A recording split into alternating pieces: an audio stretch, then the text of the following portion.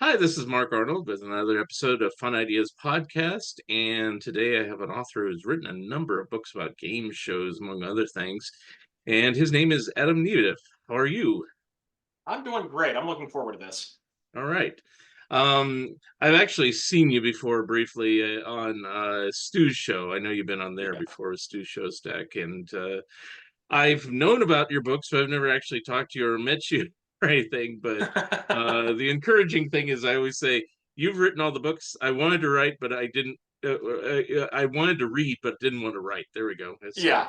yeah. Well, thank you for the opportunity to plug this one because Stu will have nothing to do with this book. Oh, So you're filling in a the void. Gong Yeah. Show, typical of him. Oh, I hate that show. It's Yeah. like, no, come on, it was great. Anyway, I fill in the gaps. Before Yes. we continue, I'm seeing your stuff in your background. You said it's just all your toys and everything. Oh, yeah. Uh, All the password games. I'm saying, is that all of them? All the that versions is, of Puzzle? you are literally correct. That is all of the password games. Every Wow. password game that's ever been published, I have them. Including this is my favorite. They released a version called the Collector's Edition, and it comes in a leather case with a wood grain finish on Oh, it. fancy. Ooh. So it's kind of like bringing out the good silverware for company. Whenever I have people over, we play the good password game. Okay. Because I'm Yeah, looking at it, it's like I assume all those different versions have different clues. They're not just the same game each time, just they're all different words, and different it's kind of words. I funny mean, when yeah. Milton Bradley reached the 23rd, 24th, 25th edition thereabouts. You can tell that they had kind of exhausted the universe of usable material for password because the passwords in the higher numbered editions are words like bedraggled and cached. At that point, they're getting the Oxford Dictionary. Yeah, Oh, here's a yeah. word: anti-disestablishmentarianism. Okay. Anyway, all right. So I just had to say that. And you did write a book, at least the life and wife of Alan Ludden. So I Yeah, know it applies to that. And very proud of that one. um, When Betty White passed away, her assistant posted the last photo ever taken of Betty, and Betty had that book on her coffee table. ooh, So that's cool. that was a nice little trophy for me. I really take a lot of pride in that. All right.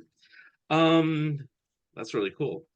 I'm going to ask you about this first. Okay. Well, first of all, tell me how you got interested in game shows and into writing and everything, and then we'll leap into what I think is your first series of books. I got into game shows because I was always obsessed with them as a kid. I think it has a lot to do with the sensory appeal with the colors and the sounds and the lights and the things that spin around. There's a lot of things about a game show that reach out and grab a kid, especially the game shows of the 80s, which really had that stuff in droves. Um, so game shows just always appealed to me from the very, very beginning. Mhm. And I wanted to work in that world when I grew up, and I had a chance to come out here uh, in 2007, Mhm. Yeah, where's and I here? found that Where's here? Where's here? Los Angeles. Oh, I you moved are out in to LA. Los Okay, Angeles in sorry, I should have 2007.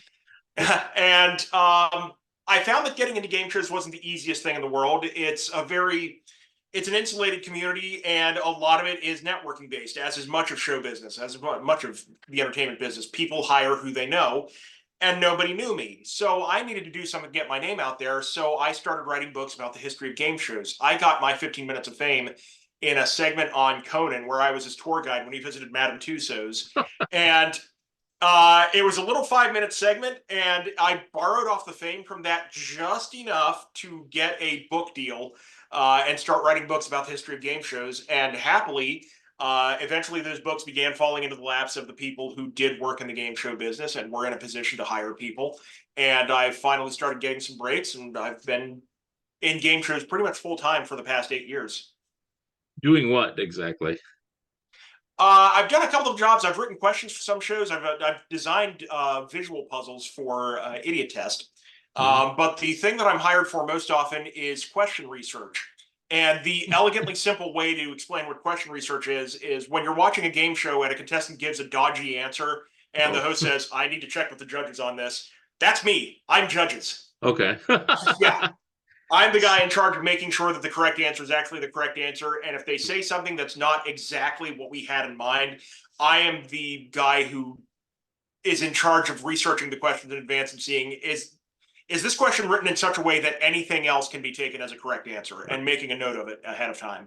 And of course, I see that the most on Jeopardy. So do you work on Yeah. Jeopardy or? No, I've not had a chance to work on Oh, Jeopardy. They have an extraordinary group of people on Jeopardy. I've worked mostly for Game Show Network these last few years okay. on many of their shows, and done a few things for Nickelodeon. Got it. Okay.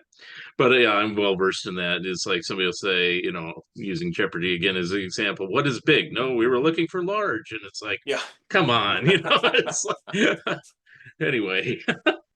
But, then they adjust the score and they find out it was correct. You have Yeah. $80,000. So anyway, so, And I mean, um, it's an interesting roller coaster of emotions for that job, because I've done both sides of that. I've yeah, worked on a show where we had to take $10,000 away from somebody, and right, I've worked on a show where we had to change our minds and say, "Hey, they actually do deserve the $10,000." So we've had reversals of fortune both ways, right. and it's a wild thing to go through. Hmm. Yeah. So which book was your first out of all My these? first book, the first one that came out was Quizmaster, which is my biography of Bill Cullen. I'm currently working on a revised version of that, Okay. because Bill left behind such a body of work that 10 years after Quizmaster was published, we're still finding things about him. We're still Okay. finding, like, for example, a few years ago, a collector reached out to me and said, "I have some audio here, and I think it's Bill Cullen, if you listen to the voice." And it's Bill Cullen reporting on Franklin Roosevelt's death. Mm, It's the CBS, basically the network's 11 o'clock news on the radio network. And it's Bill Cullen leading off by announcing that FDR is dead. And now here's our anchor, John, or here's whatever the term they used, because it wouldn't have been anchor yet, but here's John Charles Daly with the news. gotcha. So yeah, that's an interesting chunk of history. So we've got Bill announcing that Franklin Roosevelt is dead, and we've also got audio of Bill explaining how you can make projects at home using a simple laser printer. Got it. That's how long his career spanned. It's just Wow. there's just so much to dig into, and it turns out we're not finished finding all the stuff he did. Now, is the original version still in print? Because I pulled. Yeah, it's still out. If you want to take a Okay. look, it's Okay. available at bearmanormedia.com, the publisher, Okay. or on Amazon and Barnes and Noble. But Well, uh, I pulled this off Consumer of. Advisory, Yeah. Go ahead. Consumer Advisory, and I'm the first one to say it as the author. Be mindful of the fact there is another edition of that Bill Cullen book coming. Right. So, Well, I knew something was up because I pulled, a list of your books, and on Amazon right now it shows it at $93 for the paperback. So I was wondering, did that go out of print? Is that's the copy that was autographed by Bill Cullen. You see, Oh, but okay, no, okay. it's I mean, and then it does say normally it's like about $32, which is, yeah. about average for these type of books. So I get it, but it's like I go, No, whoa. the algorithm got really, really messed up one day, and there was a paperback copy going for about $1,200, Oh, which I geez. still don't understand. But first of all, if you're listening to this and you're the person that bought that $1,200 copy, I'm sorry, but also I want to meet you. Yes. Um, I'm the wealthiest person on earth. I don't yeah. care. For some reason I thought, and then now I remember, and you did say that on Stu's show that Quizmaster was your first book. So you did say that, but the ones that are kind of piquing my interest of looking at all these, and you've talked about them on that show too, is This Day in Game Show History. And there's a Yeah. number of these. So Yeah, four um volumes, and I never intended for it to be a 4 volume set, but it turned into a mammoth by the time I was writing it, because it's 365 essays about game show history. okay. Um, are you familiar at all with something called Uncle John's Bathroom Reader? Yes. John Okay, Jovna. Yeah, yeah. yeah, I wanted to write a book like that with game show history stuff. Oh, okay. And just to give me some sense of focus, just so I wouldn't go all over the place with writing these essays about game show history, I decided to go with game show milestones for every day of the year, just so I'd have something to work with when I was figuring out what to write for each day of the year. Um, but yeah, that's basically what I had in mind, was a bathroom book for game show fans. And it turned into a 4 volume set, 365 essays about the history of game shows.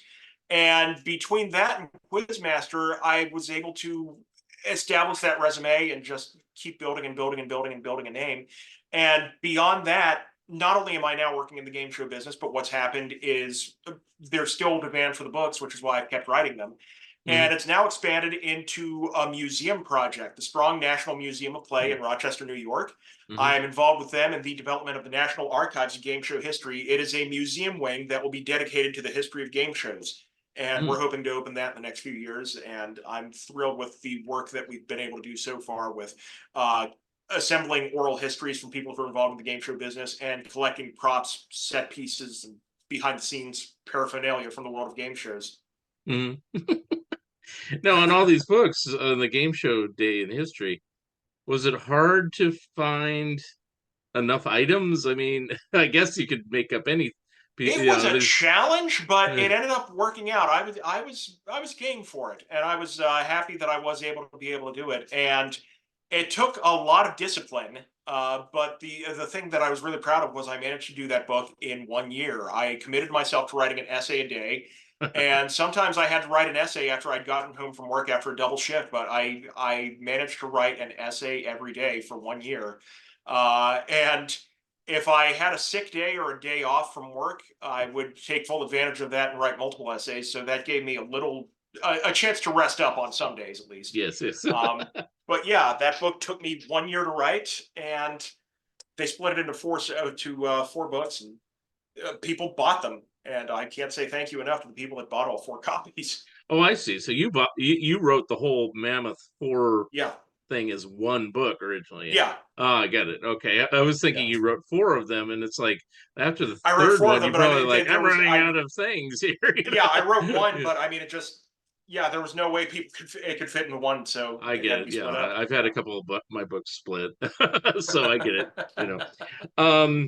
So in saying that, one of your books also is Game Show FAQ or FAQ or whatever you want to call it. Is some of the material repeated in that from the other, No, I or is really it made an all effort original? to try to be distinct about it. I mean, history is history, so there are some things that you do have to go into if you're going to cover history of game shows, and it's a nonfiction work. But Mhm. no, game show FAQ, the way I always put it is it's my 101 textbook if you're doing a game show history course. Mhm. And that's the history of the past 100 years of game shows, going back to the 1920s with what we think was the first game show on the air, which was the Brooklyn Daily Eagle Current Events Quiz, Hmm, and okay. just I going wouldn't from expect there. And yeah, that.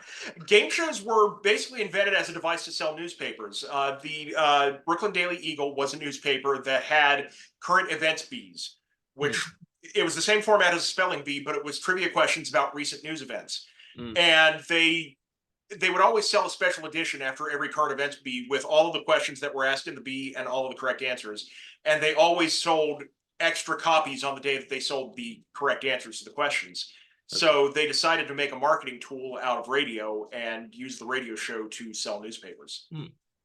Hmm. So that was you answered the question I was going to ask. What was the first game show? I was thinking radio, and then I'm like, I don't even know. And then, but what's the first? I'll revise it. What's the first game show on radio that I guess people would remember? That is it like $64,000 I mean, question or it something depends like on that? how old your listeners are. I would say Well, the first one remember to really meaning it, have, it went into television. People remember it, even if it's not even airing currently. It's like, I would say you know, probably the earliest one that people today would have a sense of would be Truth or Consequences. okay. That was the 1930s when that first came along, and it endured for over a decade and expanded into television and lasted off and on. It lasted for another 25 years on television. So I would say that's probably even Ralph Edwards called it the granddaddy of all game shows or audience Okay. participation shows. That popped in So my that's the big mind, and one. I was thinking about that. But I haven't read Martin Graham's book. I don't know if you had ever approached him or even attempted to do your own Truth or Consequences book. But his No, books, if his you is ever, the definitive. yeah, his And books I've are got it on my very shelf. thorough. It's like his would have Yes, kept your 4 volumes into one, just yes, the way he is. Yeah, no, I've had him on the show before, and he's great. So, but yeah. it's just like so in doing that, do you try to pick game shows that just really haven't been covered for I try to topics of? pick I try to pick things that I think people will be interested in and Mhm. things that frankly I'm interested in because my reasoning is if I'm interested in it, then people like me, Yeah, if they're out there, are going to be yeah. interested in it too. Bill Cullen was a guy who I thought deserved to have a book written about him. I thought certainly that there was an audience that was interested in Match Game because reruns of Match Game have been one of the most durable things on Game Show Network and on Buzzer since Buzzer launched. Yeah. So I knew that audience existed. So Gene was a natural choice. Dennis James, the first network game show host, one of the true pioneers, and a name who should be remembered for all of the things that he did before anybody else did them. And that's just a remarkable story. So Hmm. I wanted to get his story preserved. Yeah. And Alan Ludden, I mean, that was people love Betty White. I don't know if you realize that about the internet, but I Yes. figured people would be interested in a book about Betty White's husband. Yeah. So that was the logic for all of these books. And then Monty Hall, a friend introduced me to Monty Hall's family at Monty's funeral, which was an unusual environment to meet somebody for the first time, but that led to me writing a revised and expanded version of the autobiography that Monty had written during his lifetime. I see. Okay. Yeah. Because I was wondering about that one because I thought he did do an autobiography, but Yeah. most of your other ones, Match Game and everything else, haven't really been covered before. Which makes me wonder, like I said, do you try to choose subjects that haven't been covered? I know like Peter Marshall did a Hollywood Squares book and things like that. Yeah. So you probably shied And away from I don't doing want to another one. I certainly don't want to do that, and I don't want to cover any territory that I think has been definitively covered. A few people suggested that I write a book about, for anyone who knows this story, Michael Larson, the contestant on Press Your Luck, who won $110,000 in Oh one yeah, game yeah. by memorizing the sequence, Right. the way that the lights flashed around the board. Somebody Yeah. suggested writing a book about that, and Game Show Network did an extraordinary documentary Yes, I've seen about it. that Yeah. about 20 years ago, and it's not hard to find that documentary, and I cannot compete with the job that they did telling that story, Yeah. so I'm not interested in writing a Uh, book about that. but you Yeah, do have a whammy behind you, right? I do. I have multiple Yeah. whammies. Yes, Yeah, I okay. have. I saw at least It's one of them the there. Yeah. it's the history of whammy marketing. For whatever reason, they yeah. I've got a beanie whammy up here. I've got some stuffed whammies here, and then I didn't yeah. know they made so many. Yeah, I had no. Well, the crazy thing is, it took them the longest time to figure out that they could sell them. They made a Press Your Luck home game a few years ago and Yeah. included a stuffed whammy in the box, which was Oh, okay. the first time that really registered with them that a whammy was something people would buy. The other whammies in the market were not even on the market. That was the wrong way to say it, but they were just like freebies given to advertisers or business partners or things like that. Oh, are those some of those that are Yeah, behind you? Oh, okay, got yeah, it. Okay. Now, I can ask you. Well, I do want to ask you about Match Game a little bit, but yeah. I know the piece de resistance is, of course, the Gong Show book, which is why I said I got to interview this guy. But unlike Stu, anyway, I can do that because I've been on Stu's show too. So there. Anyway, and Stu's been on this show too. So anyway, Match Game growing up before Gong Show debuted was, along with Hollywood Squares, probably were my favorite game shows growing up in the early 70s. Were those yours as well as, or did you have other I got favorites hooked that you on might Match not have Game. covered yet? I got hooked on Match Game in the 1990s with Game Show Network reruns. I am a child of the 1980s and 1990s, so Okay. Match Okay. Game was not my world. Yeah. But we got Game Show Network in the mid 1990s, and I was excited about the shows that I remembered. So when I first got Game Show Network, I'm excited for the reruns of Wheel of Fortune with the shopping because I Oh remembered yeah. that. And I was excited for the reruns of The Price is Right with Bob Barker with black hair because I remember Bob having black hair for a while. Right. And I was looking And forward three to Card models Sharks. instead of I was looking yeah. forward to Super Password. Those are the shows I was excited about seeing on Game Show Network.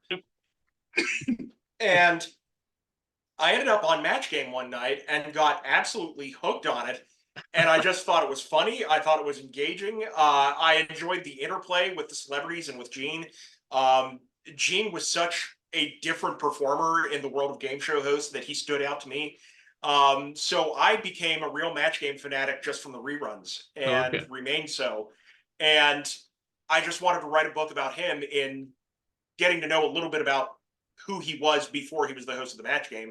And it turned out he was a lot of things before he was the host of the Match Game. He was Yeah. the original sidekick on the Tonight Show. Yeah. He basically invented morning drive time radio. He invented that format. Somebody called him the Howard Stern of the 1940s, which is a strange that is a strange mental picture, but it's apt for Gene. That's the level of Yeah. popularity that he had in the 1940s on radio. Yeah. And if you count Match Game, he's kind of a little bit dirty sometimes. But I don't Oh know yeah. if he was dirty back in the 40s. You probably couldn't get away with that way back when. Um, Yeah, the Match Game 73 was my first exposure to the match game in any form, and I watched all those basically religiously throughout the 70s.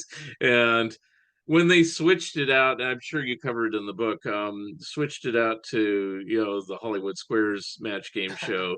I was like, really? And then I don't know if you cover later versions of the match game, but Yeah, a little bit. I do deal with the Match Game Hollywood Squares Hour, which turned out to be quite a story. I think the Match Game Hollywood Squares Hour is the best failed idea ever. yeah, Just the it was a idea of great idea, but it's like, taking two celebrity game shows and mashing them together and making one gigantic game show out of them is a really neat outside the box idea that nobody had ever tried before. yeah, And it was a noble effort, but there were a lot of little things wrong with it, yes, uh, including but not limited to the fact that Mark Goodson did not like the idea of these celebrities giving joke answers to the questions on Hollywood Squares, right, which was a colossal mistake because that's Hollywood Squares. That's the identity of it. That's what people watch it for. yeah. And yeah, Mark Goodson just could not accept that that's what people liked about the show, and he tried to do Hollywood Squares his way, and it didn't work. Yeah. Oh well. I mean, I watched it anyway. I actually thought it was kind of interesting, that they were clever enough to say, "Oh, Gene Rayburn can be on the Hollywood Squares box, and then John Bauman could be on the match Yeah, game panel." And it's like, so you don't have to get an additional host, or yeah. hosts. I thought that was kind of neat, but yeah, it kind of creaked along, and I was going, yeah, what happened to my match game? They ruined.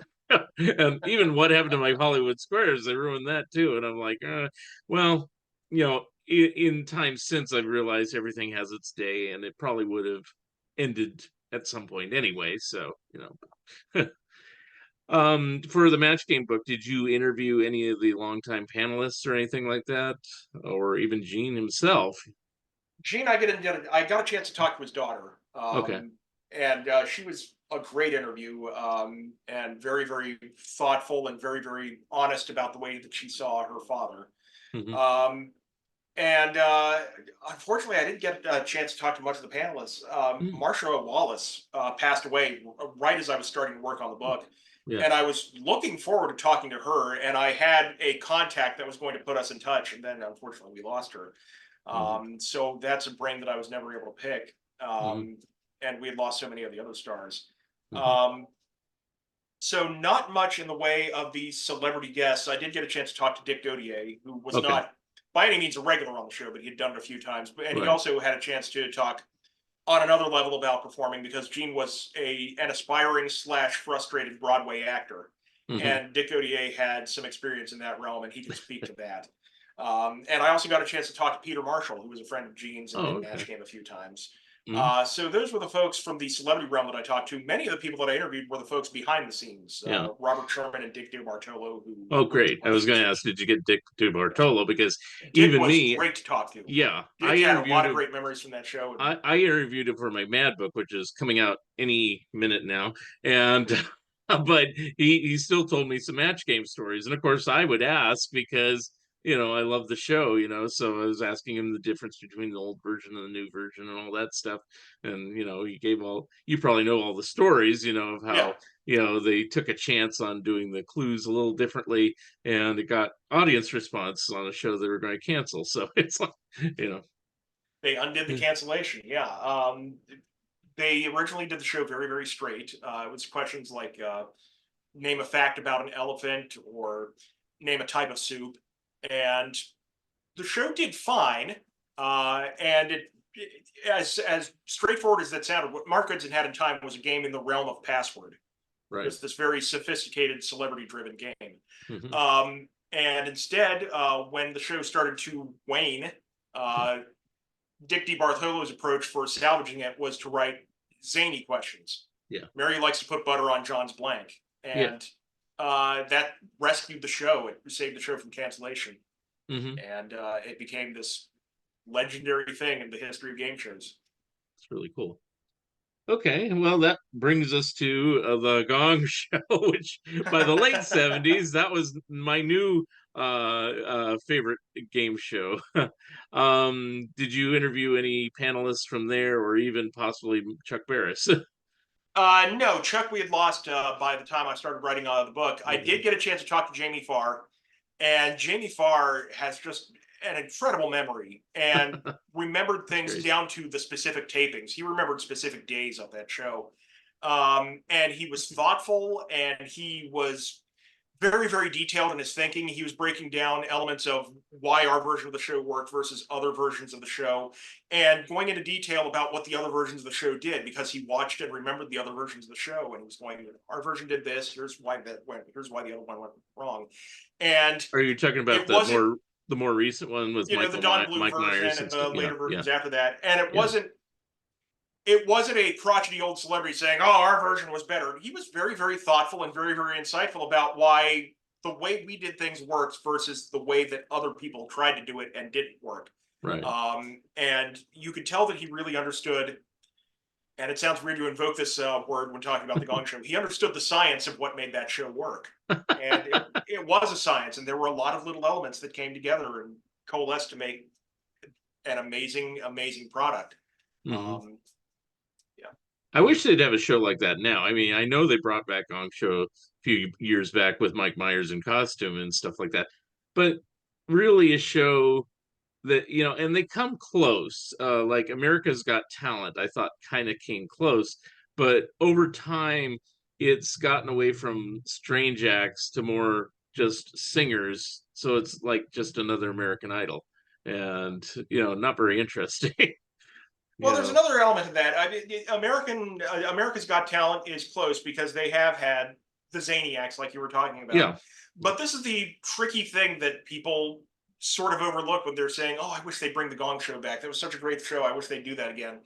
The tricky thing about the Gong Show is that Chuck was the secret sauce of the show. that's true. Chuck was the spirit of the show. Chuck was the flavor of the show. It was his sense of humor that was dictating it. It was Yeah, his sensibility that was building everything. Everything that people remember fondly, everything that people liked about the Gong Show was Chuck Barris and his yeah, presence. that's And true. if Chuck Barris isn't there, and he no longer will be, you can do everything exactly the same. You can have the same kind of acts, you can have the same kind of celebrities on the panel, but if Chuck isn't there, then you don't have the Gong Show. It's going to be different. It won't Yeah. be that thing. That's true because I even remember back in the day when they had Gary Owens, and I love Gary Owens as the host.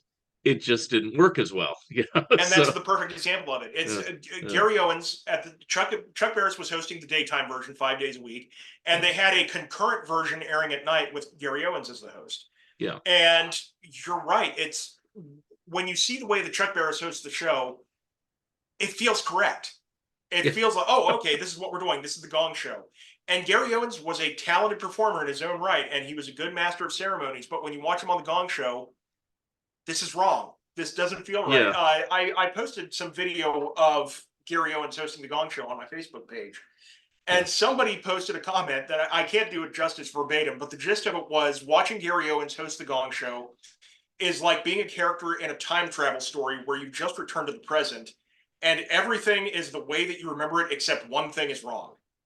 Um, No, you I watch the Gong remember Show with Gary. Gary Owens, and you're thinking to yourself, Yeah, well, it's that show I like, yeah. but what is this? It's yeah. I mean, it's just like I hate to say, but because you did a book about him, but when I used to see Price is Right, and it wasn't Bob Barker, and it was the other guy, and it's like no, it's like he's wrong, and he did a good job, it's just that he wasn't Bob Barker. Yeah, I mean, it's hard to put into words for somebody who's not really a game show viewer what the host brings to the table. But when you get a chance to see an example like that, where you see Bob Barker and Dennis James, and they're Dennis hosting the show James, in the yeah, same year, and it's the same set, and it's the same prizes and the same games, but you see Bob hosting it and Dennis James hosting it. That's the example of here's what a game show host does. Both of those guys brought an identity to the show, yeah, and it's a little different depending on who's hosting it. yeah. So yeah, And it's weird because I saw, I don't, know it because you wrote the book. What other game shows did Dennis James host around that same time, 60s, 70s, 80s, I guess? Um, Dennis hosted a slew of shows in the 1950s and 60s. He hosted the first, what's generally considered the first network show, in the sense that it aired on more than one station. It was called Cash and Carry, and that was in okay. 1946. And then he went on to host a show called OK Mother, which was I inspired don't by his own remember that. catchphrase as a Yeah. sportscaster. Huh. And then in the 1950s, he hosted shows like On Your Account, Turn to a Friend. He created a show called High Finance, which was his effort to get into the big money quiz craze. Mhm. And then I would say beyond The Price is Right, probably his most successful game show was a thing he did for 4 years called PDQ, Okay. which is a I think word I game remember from that. the Yeah. Hollywood Squares people. Yeah, Yeah. it was. You would be shown a secret phrase, and the idea was you had all these letters in that phrase in front of you, but out of view of your partner, and you were trying to hold up as few letters as possible to make them recognize what the phrase was. Because Um, my memory of Dennis James, which is probably faulty, but it's like, oh, if the regular host is sick, let's get Dennis James in here, because it yeah, seemed and in like fact, that. that's how he won the Price is Right job. Bill Yeah, Todman saw him guest hosting Let's Make a Deal. He was that's filling what in it for was. Monty Hall, See, because he and was on other things, so it wasn't totally brain dead yeah, on that. Okay, and so Bill Todman called the office and said, that nighttime version of Price is Right we're planning, we should bring this guy in to host it. yeah, So that's exactly how Dennis, and that's an element of television that was lost more and more as yeah, pre-taping and as 5 days a week became the norm. Was you lost that need for guest hosts, right. and it's so interesting to look back now and see all of these different talents that got opportunities for exposure and got a chance to build an identity and make a name for themselves by covering for people during their vacations. And Yeah, that's something that television lost over time, and I it's kind of a right. shame. Another one that comes to mind is the various dollar amounts of the pyramid. You had Dick Clark most of the time, Yeah, but occasionally you get Bill Cullen in there too. So yeah, it's like, so, and it was weird as a kid, just, hey, where's the regular guy? yeah, So, but going back to the Gong Show, I'd say, yeah, you could handle Dennis James doing Prices Right. You really couldn't handle Gary Owens because, yeah, you're right. It's like, something about Chuck Barris, I don't know if it's because he's kind of loosey goosey or he seemed kind of drunk or stoned or something. If that was him or that was just an act, it still kind of resonated. It's like, hey, he's hip, and yeah, he's bringing all these weird acts out. He's as weird as those acts, whereas Gary Owens was wearing a tux yeah. and all straight laced and all And yes, I mean and doing that's part of it doing was Chuck his was laughing shtick. It's like, yeah, Chuck put himself on the level of the contestants. You zeroed on something really really well there. mhm, Chuck really connected himself with the contestants, and he allowed himself to get hit with pies or have the unknown comic insult him. He did things that let him get taken down a peg, because that way, it's not just point at these people and laugh. It's Chuck is also allowing himself to be a victim of stuff, which was a very astute thing. The other thing that Chuck had going for him that gave him some chemistry, that was the word that Chuck used for the show. People may not realize how involved Chuck was with the show. It was members of his staff who did the first round of auditions. When you came in to try out for the Gong Show, it was people from his staff the first time. If they liked you enough and called you back for a second audition, it was Chuck conducting the second audition. And Chuck, per the memories of a lot of the contestants that I talked to, Chuck would actually engage you in conversation while you were doing your audition, and he would mhm. get to know you. So you kind of struck up a rapport with Chuck while you were trying out for the show. And then when you got booked on the show, Chuck was the boss of the rehearsals. Chuck was the guy running the rehearsals, and there's footage of him, about 2 hours worth of footage of Chuck conducting rehearsals, and he's giving instructions to the acts about where to stand and how to walk and how to Hmm. function on the stage. So by the time they're doing the show for real, and by the time they're on the stage, actually in front of America performing their act, they've gotten to know Chuck really, really well. And Chuck is almost a security blanket for some of these people, because he's been a constant for them throughout this entire process, leading up Mhm. to this completely alien experience for them of being on a national TV show. Right. So from that sense, it makes sense that Chuck felt he had better chemistry with the contestants, because he did. He got to know them, and they had that relationship by the time the show started. Mhm. Now, I assume, well, I shouldn't assume, I'll just ask, did you watch all the episodes that are available and are they all available? I watched as many as I could. Okay. There was a project some years back where I managed to get my hands on a lot of the master tapes of the Gong Show, Hmm. a lot of dubs of the master tapes, uh, and that spanned a couple hundred episodes. And between that and a private collector who Hmm. just recorded the Gong Show religiously when it was in reruns on the USA Network in the Oh yeah. 1980s, Uh-huh. um, they did a total of about 650 episodes of the Gong Show from start to finish. I would say I watched a total of 400, 450 Oh wow. for Okay. researching the book. So I didn't get a chance to watch all of them, but Yeah. I watched a very good representative sample of them and Mm. watched them, most of them more than once, which I'm sure will make me a good case study for some therapist someday. So my question is, if you know this, and I have two people in mind. So, um, who was the biggest celebrity to come out of the Gong Show that won? Or even if they didn't win, I don't know. But I know the two I'm thinking of did win. I would say Mare Winningham because Mare Winningham went on to be nominated for an Oscar, and she's really the only Oh, Gong Show contestant that can that, say that. that didn't even occur Um, to me. I mean, I'll tell you the ones I was thinking. I was thinking of Pee Wee Herman, oh uh, yeah, Pee Wee Herman. and Um, the other was the Mystic Knights of the Oingo Boingo, which yeah, you got Danny Danny Elfman. Elfman. So but Those two, but I mean, it's really kind of take your pick because you have Michael Winslow of Police Academy, oh yeah. getting his national break, doing what he became known for on the Gong Show stage, doing all the sound effects. Mhm. Um, you had even on the judges panel, you had people like David Letterman getting his early TV break That's by true. being a judge on the show. So there were a lot of up and comers, and the irony of it was Chuck had kind of given up on that idea very very early on.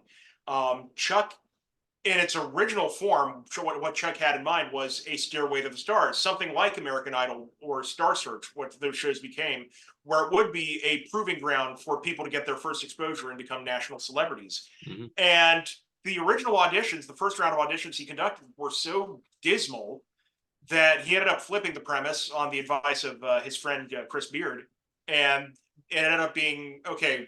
Forget launching new talent. Forget looking for giving somebody their first chance of fame. This is just going to be for people to goof off on TV, Oh, okay. and just by doing that, it was a chance for people to get exposure anyway. So those up and coming aspiring stars were still showing up for it and just doing very very odd things in front of the camera. So Huh. it was exactly the opposite of what Chuck thought he was going to achieve. Interesting. Because I always thought he planned it, but I have no proof. It's just my uh just knowing that he did like the dating game and the newlywed game, and they're pretty straight shows, even though you get the where's the weirdest place you make whoopee, and things like that, Yeah. but uh it seemed like he just wanted to break out and do something zany and goofy, but that wasn't the original plan for this. Hmm. Not really. Oh, interesting. Okay. It's one of those things where a lot of great TV shows over the years have been a matter of very very good luck. There's Mhm. a lot of planning and a lot of thought goes into TV shows, but sometimes you just get extremely lucky. And the Gong Show was a matter of luck. Certain things Mhm. just came together about that show. Now, was the Gong always in the running as it's like the sketch ender or whatever, the performance ender, or was that a later It was addition? it was always going to be the Gong, Okay. and that goes back to an old radio show, Major Bow's original amateur hour. Oh yeah, yeah, That goes back to the 1930s, and it's very strange that it was an innovative stamp that Chuck Barris put on an idea that was decades old, yeah. um, and an idea that couldn't really be trademarked. As oddly specific as banging a gong for a bad act is, that's not something anyone can claim ownership over because that goes back to the hook in vaudeville, and that goes back Right, to right. there were radio shows that did their own knockoffs where it was like a car horn or something like that. Yeah, yeah. Interesting. Okay. Now, was there any flack when he created the show? You mentioned, you know, it became Ted Mack's Amateur Hour later. Was there any flack from those people saying you're No, stealing our and in show fact, idea? I got a chance to talk to a gentleman who's kind of the gatekeeper for Ted Mack's original amateur hour now. He has Yeah, the rights to the show and he sort of oversees the legacy of it. yeah. And I did ask him about that, and he said no. And that was what he explained to me was there's really nothing we could have filed suit over Yeah. because making a noise to disrupt an act that's going badly is such a generic idea that you can't own anything about that. Yeah, and I guess And in doing fact, a we have, talent show in general, I yeah, guess. Yeah, America's yeah, Got Talent today. It's a yeah. buzzer. That's no different from banging a gong. They just Right. use a buzzer. Yeah. Yeah. Okay, interesting. Okay, because it always seems like nowadays everybody's so sue happy they'd say you're stealing our idea, even if they lose, they would still Right. do it out of principle. I don't know. Is it true in your research on the Gong Show? Because I saw the Gong Show movie when it came out in the theater. Yes, it was me. And that was kind of sort of a documentary, kind of, you Yeah, know, in fact, it was interesting how that movie took shape. Originally, it was just going to be a straight up documentary. yeah, And they did bring in cameras and they filmed auditions, they filmed some things going on behind the scenes. And the plan was to make it a documentary. And early on, Chuck just suddenly changed his mind and said, no, no, no, here's what we're going to do instead. We're going to make yeah, a movie about the Gong Show. And he wrote a screenplay and mhm, they hired actors and they did, they scouted for locations and they actually made a scripted movie, but they used the documentary footage. yeah, So it's this very strange movie. It's a scripted fictional movie, but it incorporates actual things that happened around the offices and around the studio of Chuck Barris Productions. right. Um, and not a great movie. And Chuck even admitted that later. It was him going through his midlife crisis in front of a camera, and it turned people off. And J.P. Morgan even pointed this out years later. And it's rich people have feelings. Rich people are human beings. But oh my God, who wants to listen to a rich person complain about how hard his life is? Nobody wants to, and especially for Right. 90 minutes, nobody wants to listen to a wealthy person complaining about all of his difficulties. Yeah, So it was a bit of a turnoff. The yeah. one great thing I can say about the movie is it has a killer song at the end. It ends with a show-stopping number called "Don't Get Up," Hmm. and the other thing about it was Chuck, during the course of production, decided he was going to shut down the Gong Show. Right. So this movie about how the Gong Show is going to go on forever, and Chuck is coming to terms with the fact that he's just going to keep doing the Gong Show and doing it and doing it. That actually ended up being the swan song for the Gong Show. Right. They never produced any other episodes after that movie came out. Hmm. Now, is it true what they showed in the movie? And I remember this episode, and the flack seemed to come out of the movie, but I was 12 or 13 or something when the show ended, and so I knew what they were doing, but I didn't think about it being a show ending thing. Is the Popsicle Twins, now was that what's the story on that you gathered from it? Because the movie tells one story, but was that really the reason the show went off the air? No, Okay. and in fact, that was one of the things that I had to dig into was finding out the reason that the Gong Show got canceled. Yeah. Because the calendar of events didn't make sense for that. The Gong Show went off Yeah. the air in July 1978. The Popsicle Twins appeared on the show in September 1977. Yeah. So that was if it bothered NBC that much, then it was on the air for way too long after that happened. Yeah, So no, it and wasn't. that's I'm glad you clarified that because it's like I don't necessarily think I have a photographic memory, but at the same time, when it said that in the Gong Show movie, I was like, wait a minute, that didn't air at the end, because I was watching the show. I wasn't tape recording it like your other friend there, but I was watching it pretty regularly, Yeah. like nightly and daily. No, and they got a lot of Yeah, flack for it. And there was definitely backlash for it. There yeah, were stations that yeah. did not air that episode because they got a warning about it from the affiliates on the East Coast who were Okay, horrified by it.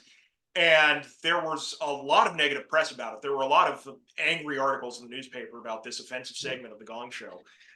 So there was a lot of backlash about it. yeah. I And think I saw because I grew up in the San Francisco Bay Area, and San Francisco tended to not ban or cut things, yeah.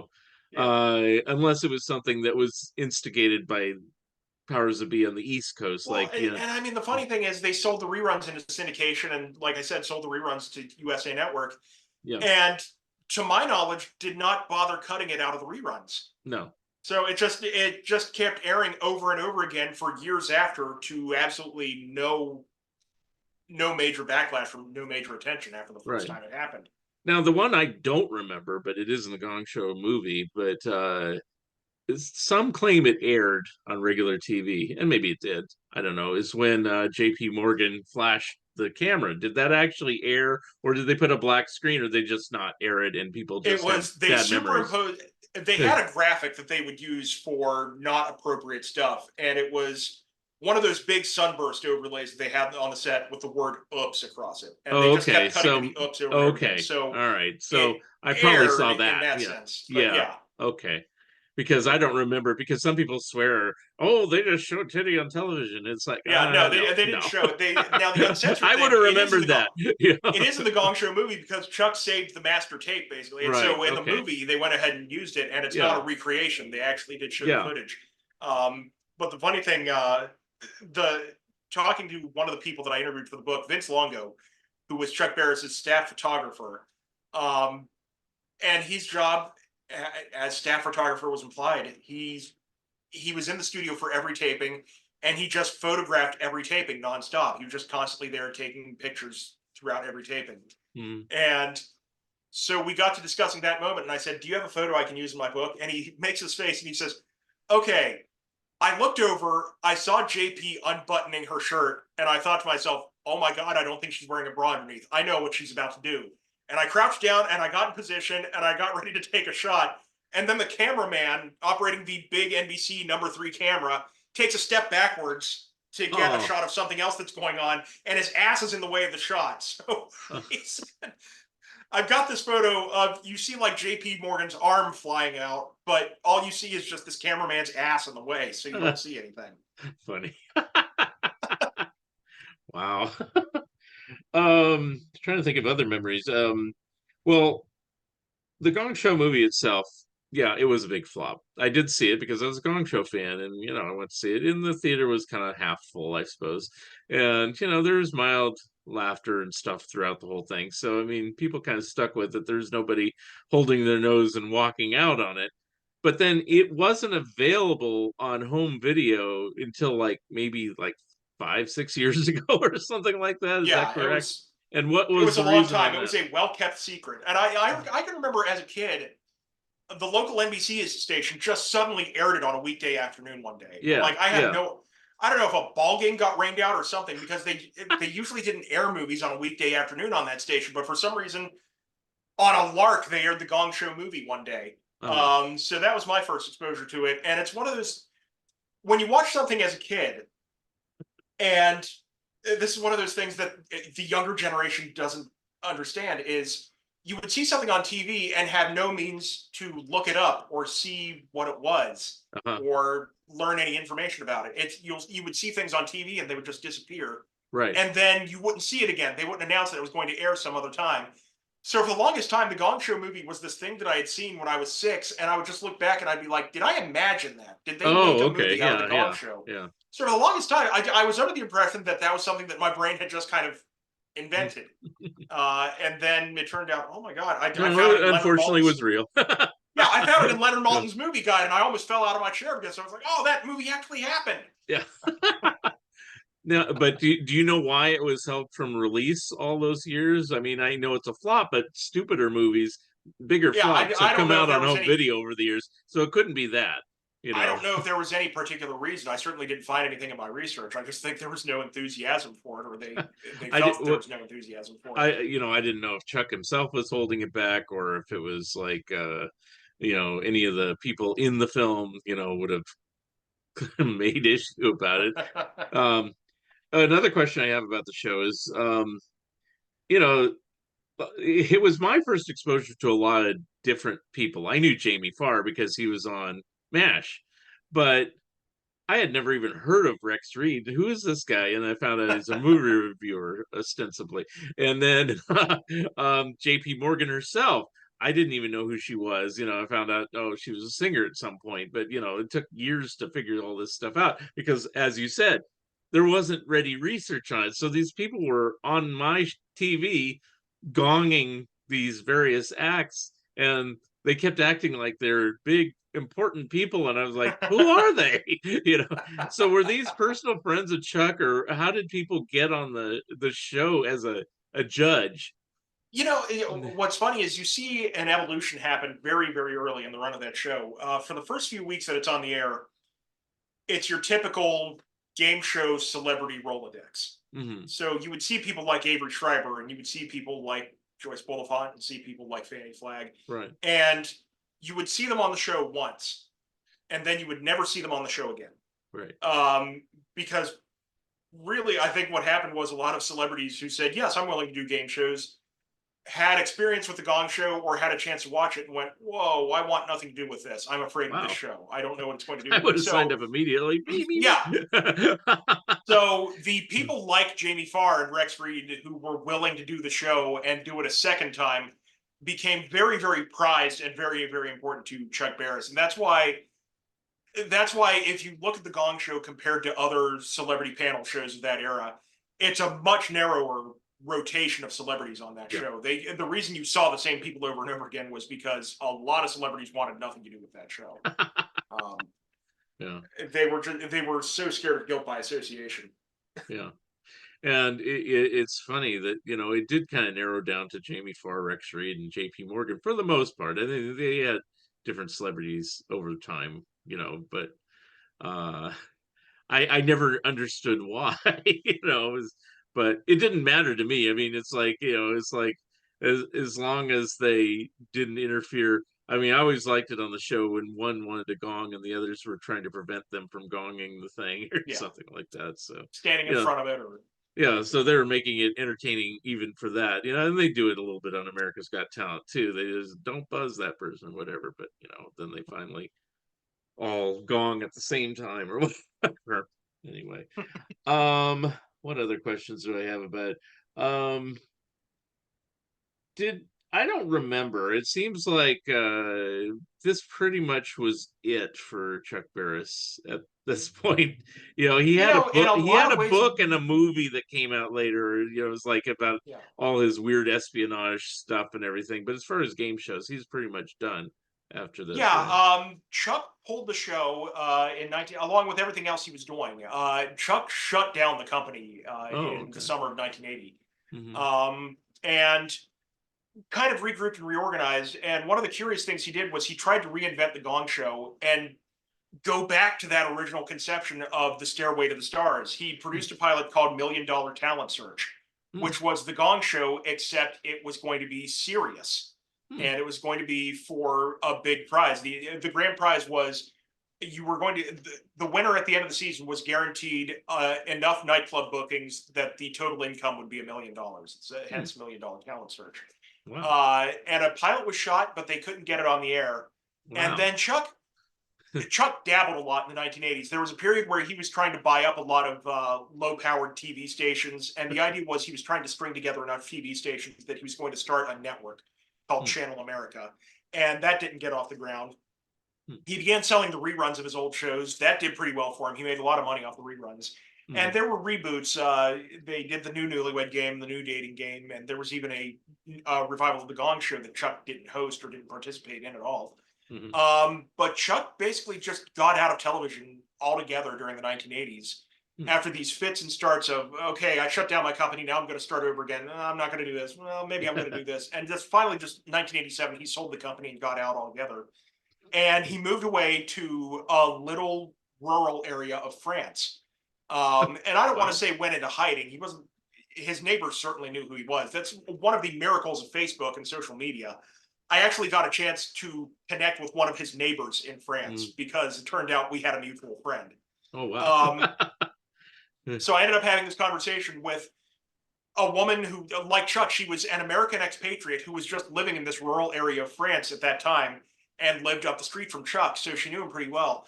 And she said, Chuck, when Chuck got out of television, he was done with it. He never talked about wanting to go back in. And he said, we never even had a conversation about TV. TV didn't interest him. What he talked about was books. And Chuck, there was a part of Chuck that really wanted to be the great American author, and he wrote a lot of books later in life, Right. novels and a couple of memoirs, and never got a chance to become a big name in that field like I think he was hoping he would. Yeah. But Chuck was one of those rare people that you see in show business who had a lot of success, but then walked away and stayed away. Yeah, He didn't attempt to come back. Once he said, I'm done with TV, he actually meant it and never came back with a new idea or anything like that. interesting. Yeah. I assume that he did the similar thing with the music industry because he wrote Palisades Park, and I assume he Well, tried this Palisades other Park, song. I mean, that Yeah. was kind of an accident. It was a thing where he just happened to have the idea for a song. I don't think he was ever looking to become, although he certainly did. He kept recording and writing tunes.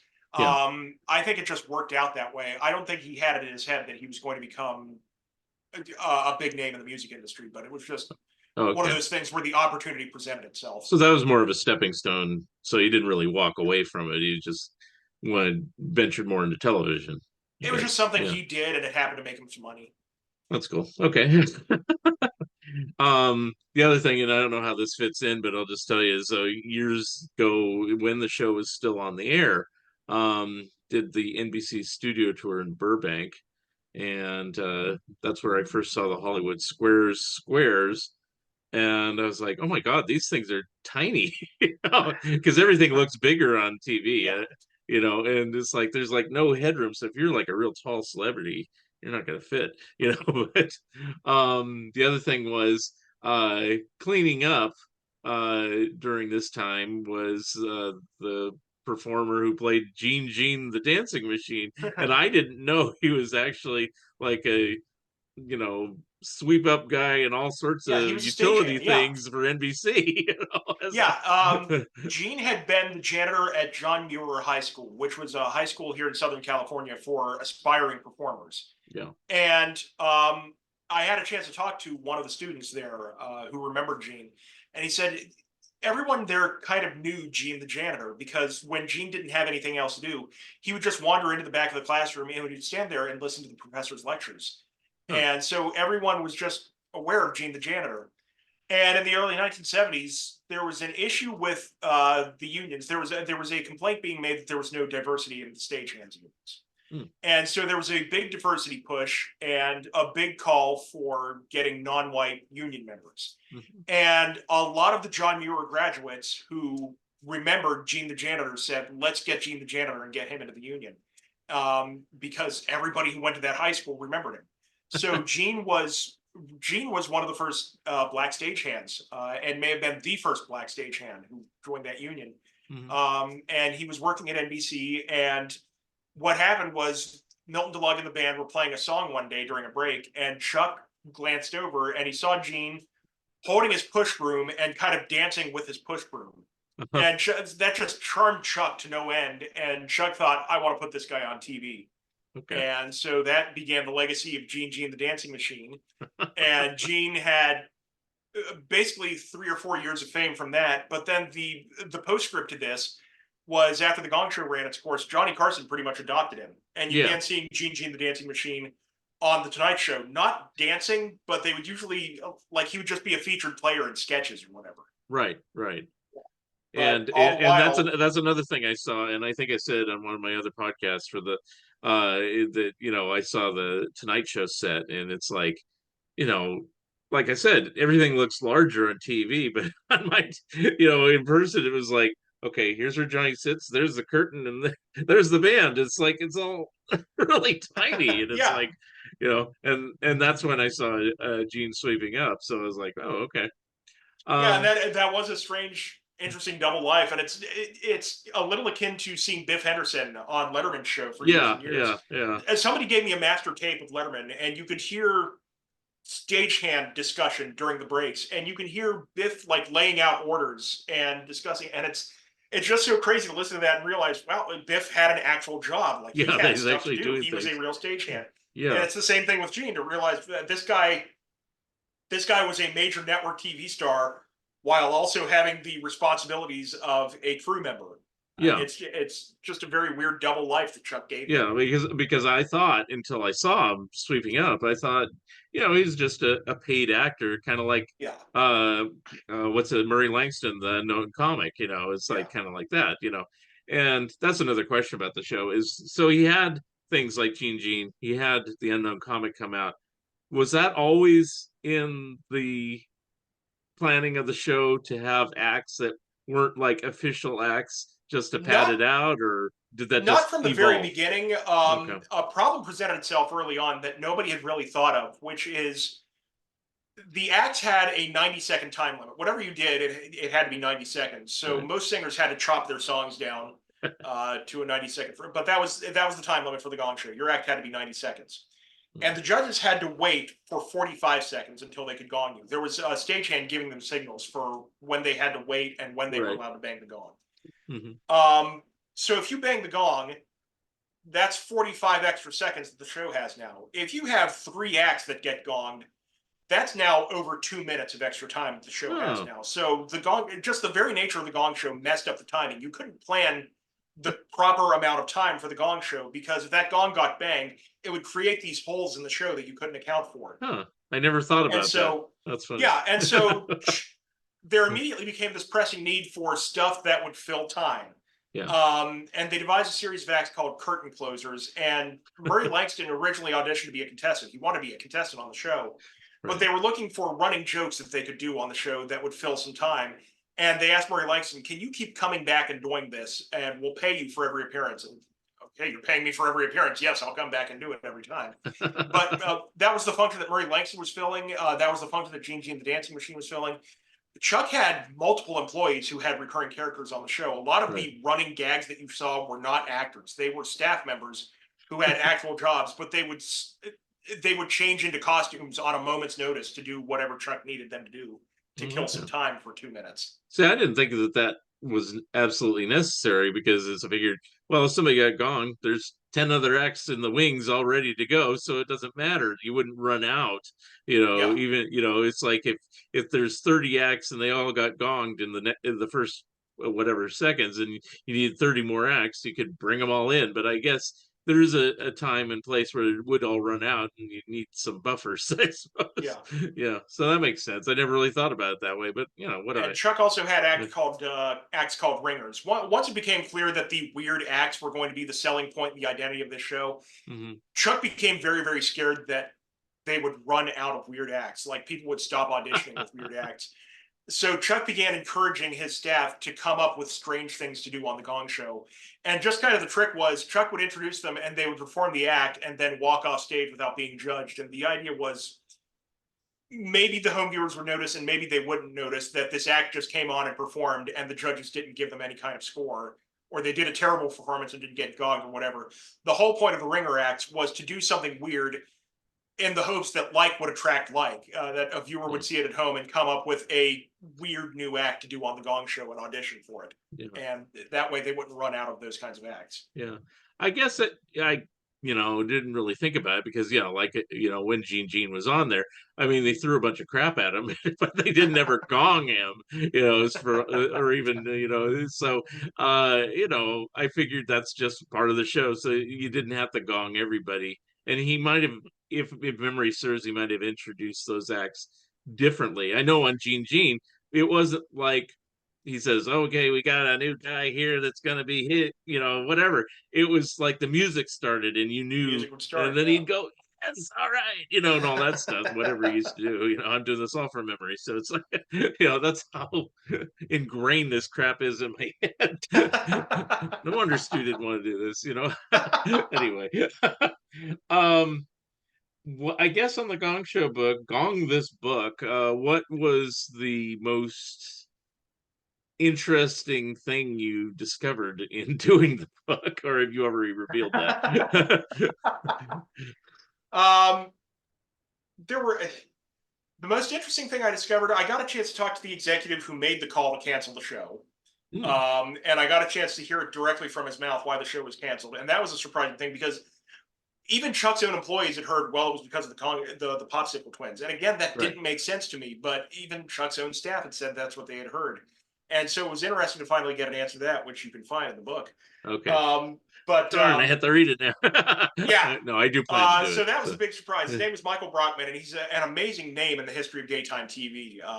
We had a chance to interview him for the National Archives of Game Show History project that I mentioned earlier. mhm. And it's just extraordinary the work that this guy did at all three networks during the 70s and the 80s. Um, but getting to know him and getting to find out that reason for the show's cancellation, that was the big surprise. The other surprise was getting a chance to talk to Chuck's employees and finding this softer side of Chuck and finding what kind of boss he was. Um, Chuck's employees spoke in reverent terms of him. And it's not a case of he was the big, powerful boss and we're intimidated by him. And so we still have to sing his praises after all these years. Chuck's employees are very protective of him.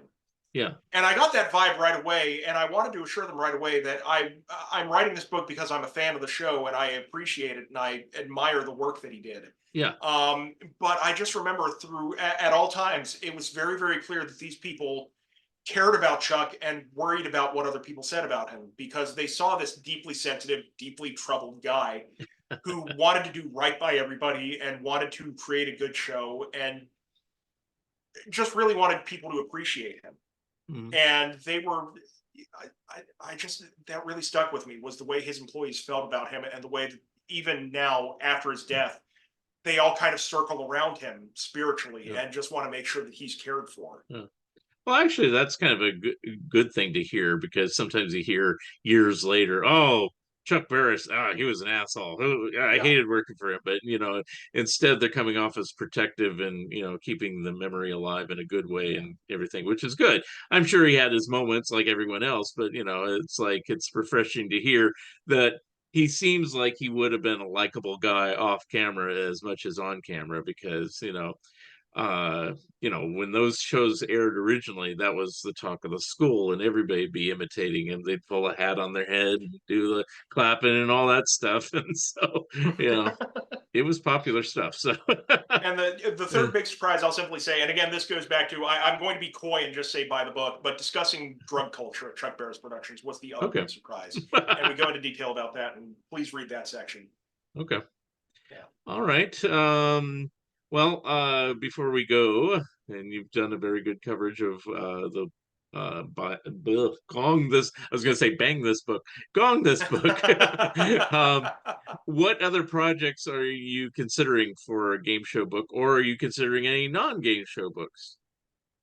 A few things in the pipeline that I don't want to discuss publicly because there's a roadblock standing in the way of two ideas that I have right now, and we'll see if those can be resolved, but I don't want to hype any projects for now. For the moment, a lot of my spare energy is going into the National Archives of Game Show History at the Strong National Museum of Play, and we're still trying to get that off the ground and hope to have some exciting news in the next few years about that. So that's what I have ahead of me. Okay. And I know it's not going to be Wheel of Fortune because Wesley Hyatt's working on a Wheel of Fortune. Wesley Hyatt is working on what I think will be a very good book about that which show. is fine. Yeah. And, I got his Betty White book to go along with the password. And what's the other book he did? Oh, I love his Carol Burnett book. And, anyway. So, anyway, it was a pleasure having you on the show. I guess promote bong, why am I saying bong this book this time? No, you said the drug stuff. Now it's bong this book. Okay, promote that one or any other books you think people should be interested in alongside it, where they can find it, and how they can contact you if they have any game show questions. All of my books are available at Amazon, barnesandnoble.com, and at the publisher bearmanormedia.com, BEARMANOR media.com.